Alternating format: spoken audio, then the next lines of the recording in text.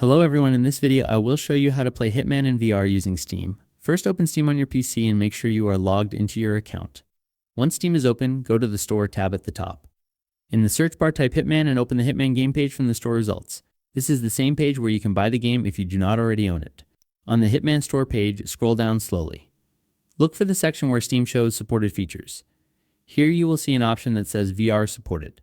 This confirms that the game can be played in virtual reality. This is important to check before you continue, so you know the game works with VR on Steam. After confirming VR support, make sure the game is installed on your system. If you have not bought it yet, you can purchase it from the same store page and then install it like any other Steam game. Next, connect your VR headset to your PC. Make sure the headset you are using supports Hitman VR. If you are not sure which headsets are supported, you can quickly search online by typing supported VR headsets for Hitman. Set up your headset properly and confirm it is working in Steam VR before launching the game. Now open your Steam library and click on Hitman. Press the play button to launch the game. While the game is starting, you may see a prompt that asks if you want to enable VR mode. When this option appears, simply select yes. Once you confirm the VR option, the game will load in virtual reality. Put on your headset and make sure your controllers are detected.